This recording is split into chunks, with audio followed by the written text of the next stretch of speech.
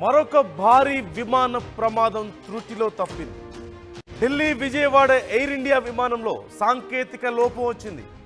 Delhi airport runway పైనే air India విమానం ఆగిపోయినట్లుగా తెలుస్తోంది. రన్వే పైనే దాదాపుగా 3 గంటలు నిలిచిపోయింది విమానం.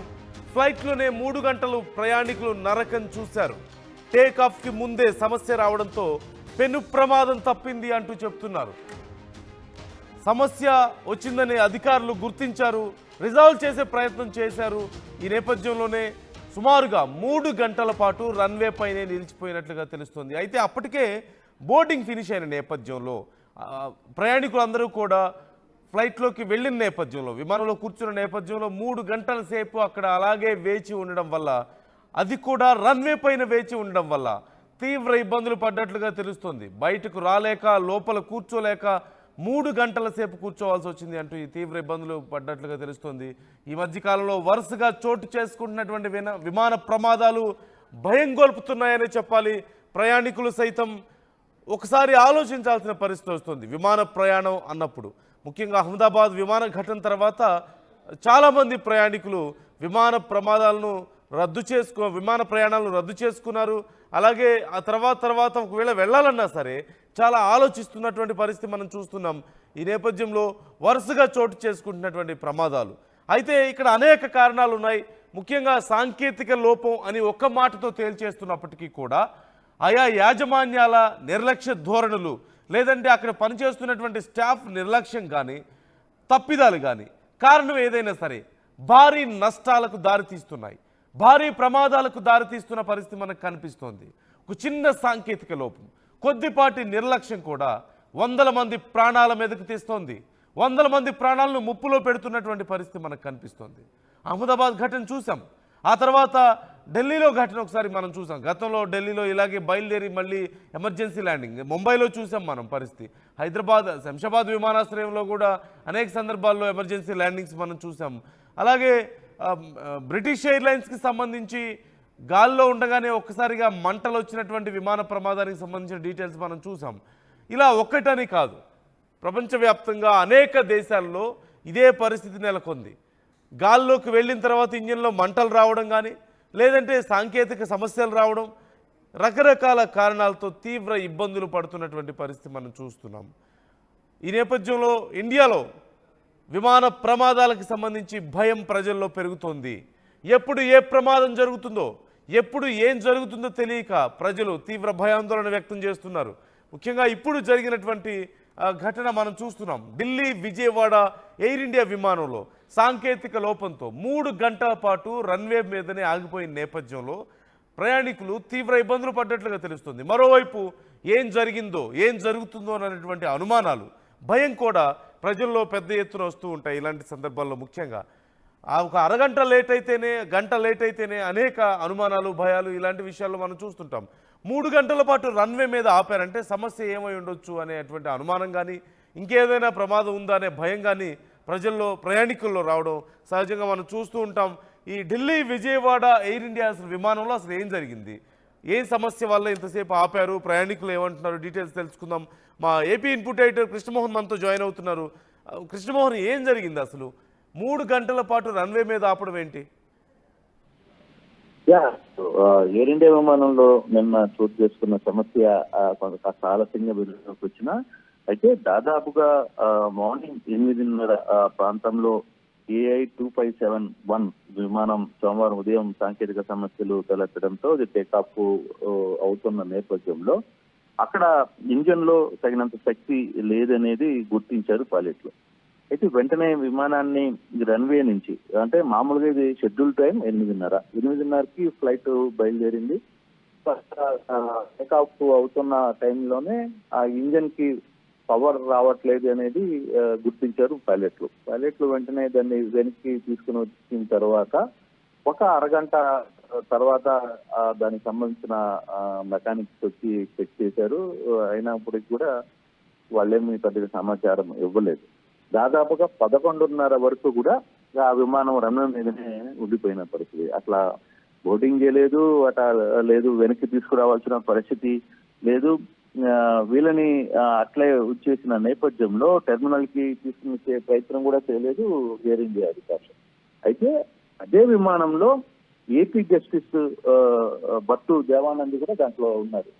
అప్పటికే పిల్లలు 8:30 నుంచి 11:30 దాకా పిల్లలు కావచ్చు, పెద్దలు కావచ్చు, వాళ్ళందరికీ అట విమానం దిగలేకపోతున్నారు, టెర్మినల్ కి వెళ్ళలేని పరిస్థితిలో ఉంటే అప్పుడు దేవానంద్ వెంటనే కలగజేసుకునే ప్రయత్నం అయితే చేశారు. దేవానంద్ ఇమీడియట్ గా అక్కడ అధికారులతో మాట్లాడే ప్రయత్నం చేశారు. ముందు పిల్లలకి విమానంలో 160 మంది పరిస్థితి. ఈ 160 మందికి కనీసం ఫుడ్ అన్న అరేంజ్ చేయండి, వాళ్ళకి కాఫీ స్నాక్స్ ఏదో ఒకటి పెట్టే ప్రయత్నం చేయండి అని చెప్తే మాకు సమాధానం ఇచ్చింది. దాంతో కొంత ఆయన అసహనం వ్యక్తం చేశారు. నేను ఈ విషయాన్ని చాలా సీరియస్ గా తీసుకుంటాను, ఉన్నతాధికారులకు తీసుకెళ్తా, నేను ఏపీ హైకోర్టు జస్టిస్ ని అని చెప్పిన నేపథ్యంలో అప్పుడు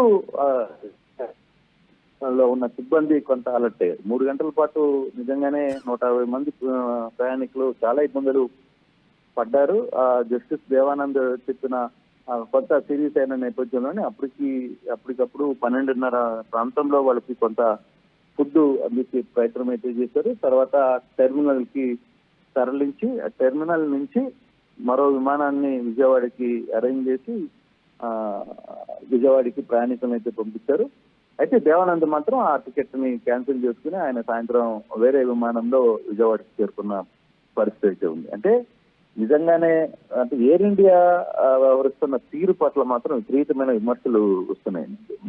వాటి టెక్నికల్ వ్యవహారంలో కావచ్చు, ఎయిర్ ఇండియా విమానాల్లో వస్తున్న సాంకేతిక సమస్యలు కావచ్చు, వరుసగా మనం చూస్తున్న పలు ప్రాంతాల్లో జరుగుతున్న అహ్మదాబాద్ సంఘటన మర్చిపోయిన తర్వాత కూడా ప్రత్యేకంగా ఎయిర్ ఇండియా ఇంటర్నేషనల్ ఫ్లైట్స్ లో కూడా వస్తున్న సాంకేతిక సమస్యలు కావచ్చు, వీటి మీద పెద్ద ఎత్తున విమర్శలు అయితే వస్తే నిన్న అదృష్టవశాత్తు ఏమీ కాలేదు. బట్ ఇష్యూని హ్యాండిల్ చేయడానికి కూడా అక్కడ ఉన్న లోపల ఉన్న ప్రయాణికుల్ని పట్టించుకోవడం కూడా లేకుండా దాదాపుగా 3-4 గంటల పాటు వాళ్ళని విమానంలోనే ఉంచి కనీసం బయటికి దిగనివ్వరు, టెర్మినల్ కి పోదామంటే టెర్మినల్ కి పోనివ్వరు, వేరే విమానం అరేంజ్ చేయలేదు.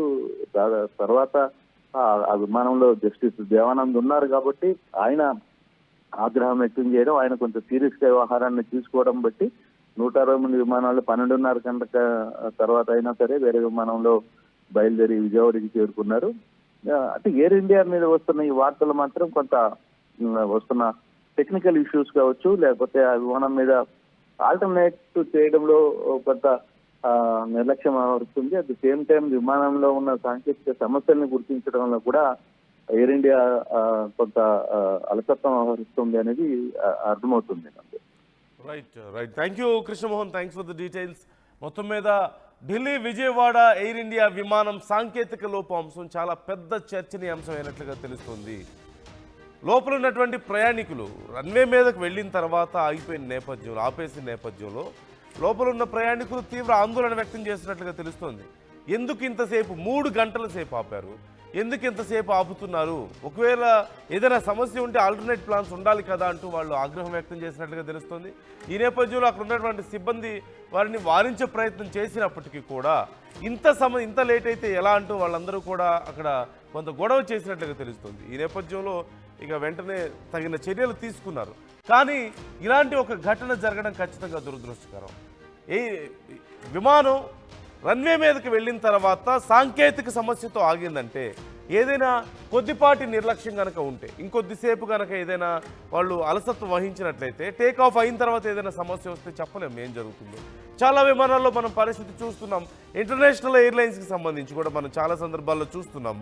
గాల్లోకి వెళ్ళిన తర్వాత ఒక్కసారిగా ఇంజిన్లోంచి పొగ రావడం, మంటలు రావడము, లేకపోతే ఆ విండోకి ఉన్నటువంటి గ్లాసు ఊడిపోవడం కానీ, లేదంటే కొన్ని సందర్భాల్లో మొన్న మధ్య ఒక వీడియో కూడా మనం చూసాం. ఒక ఇంటర్నేషనల్ ఎయిర్లైన్స్కి సంబంధించినటువంటి ఒక ఫ్లైట్కి ప్లాస్టర్ వేసి రన్ చేస్తున్నారు. ఆ రెక్క మీద డ్యామేజ్ అయితే అక్కడ ప్లాస్టర్ వేసినటువంటి పరిస్థితి మనం చూసాం. ఇలా 1-2 కాదు, ఎక్కడో ఒక చోట ఏదో ఒక ఘటన ఇలాంటివి జరుగుతూనే ఉన్నాయి. అయితే అసలు విమానాల్లో సమస్యలు రావడమే తప్ప అంటే ఖచ్చితంగా కాదు.